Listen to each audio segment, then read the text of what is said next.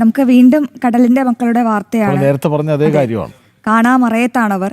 അതുമായി ബന്ധപ്പെട്ട വിവരങ്ങളാണ് ഇപ്പോൾ ജ്യോതിഷ് നൽകാൻ തയ്യാറായിരിക്കുന്നത്. മത്സ്യത്തൊഴിലാളികൾക്കുള്ള തിരച്ചിൽ ഇനിയും ഫലം കാണാതെ തുടരുകയാണ്.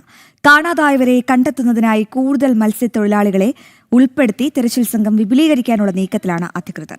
കടലിൽ കൂടുതൽ മേഖലകളിലേക്ക് തെരച്ചിൽ വ്യാപിപ്പിക്കാനും ശ്രമം തുടരുന്നു. എന്നാൽ രക്ഷാപ്രവർത്തനത്തിൽ സർക്കാർ കാട്ടിയ അനാസ്ഥയും ഇടപെടലിലെ കാലതാമസവും ചൂണ്ടിക്കാട്ടി തീരമേഖലയിൽ പ്രതിഷേധം ശക്തമാകുകയാണ്. വിവരങ്ങളുമായി ജ്യോതിഷ് ജനാർദ്ദനൻ ചേരുന്നു.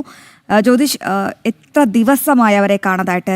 നീണ്ടകരയിൽ ഗൗതം കൃഷ്ണയെ കണ്ടുകിട്ടിയിട്ടില്ല, വിഴിഞ്ഞത്തും എത്രയോ പേർ കാണാതായതും ഈ ഒരു മാസത്തിനിടയ്ക്കാണ്. അപ്പോൾ ഇതിൽ ഏറ്റവും എടുത്തു പറയേണ്ടത് രക്ഷാപ്രവർത്തനത്തിൽ സർക്കാർ കാട്ടിയ അനാസ്ഥ, രണ്ടാമത് സർക്കാർ ഇടപെടലിലെ കാലതാമസം. ഇത് രണ്ടും ചൂണ്ടിക്കാട്ടിക്കൊണ്ട് എങ്ങനെയാണ് ഇപ്പോൾ തീരമേഖലയിൽ പ്രതിഷേധം ശക്തമാകുന്നത്? ഒപ്പം ഏറ്റവും പ്രധാനമായും അറിയേണ്ടത് ഈ കാണാതായ നമ്മുടെ കടലിന്റെ മക്കൾക്ക് വേണ്ടി എങ്ങനെയാണ് ഇപ്പോൾ തിരച്ചിൽ ഊർജിതമാക്കാനുള്ളൊരു ശ്രമം തുടങ്ങിയിരിക്കുന്നത്? ജ്യോതിഷ്.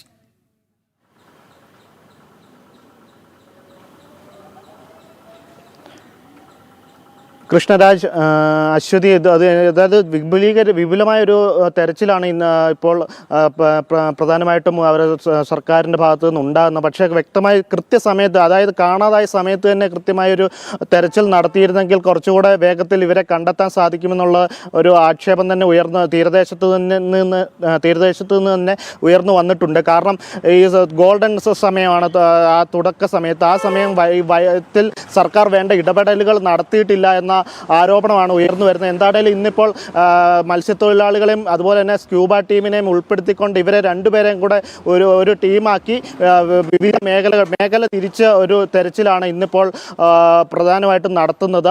കാരണം ഇന്നിപ്പോൾ ഇവരെ കാണാതായിട്ട് ഏതാണ്ട് 2 ആഴ്ച പിന്നിട്ടിരിക്കുന്ന ഒരു സാഹചര്യമാണ്. ഇതുവരെ കണ്ടെത്താൻ സാധിച്ചിട്ടില്ല. മുതലപ്പുഴയിലാണേലും നീണ്ടകരയിലാണേലും അതുപോലെ തന്നെ വിഴിഞ്ഞത്താണേലും കാണാതായവരെ ഇതുവരെ കണ്ടെത്താൻ സാധിച്ചിട്ടില്ല. വിപുലമായ ഒരു പരിശോധനയും തെരച്ചിലുമാണ് ഇപ്പോൾ സർക്കാരിൻ്റെ ഭാഗത്തു നിന്നും കോസ്റ്റൽ പോലീസിൻ്റെ ഭാഗത്തു നിന്നും ഇപ്പോൾ നടത്തുന്നത്. എന്നാൽ കൃത്യമായി ഇടപെടേണ്ട സമയത്ത് ഇടപെടാൻ സാധിക്കാതെ വന്നതാണ് ഇപ്പോൾ ഇത്രത്തോളം വീഴ്ച ഉണ്ടാകാൻ കാരണമെന്നാണ് ഇപ്പോൾ ഉയരുന്ന പ്രധാന ആരോപണം. എന്താണേലും വലിയ രീതിയിലുള്ള വീഴ്ച സർക്കാരിൻ്റെ ഭാഗത്തു നിന്ന് ഉണ്ടായി.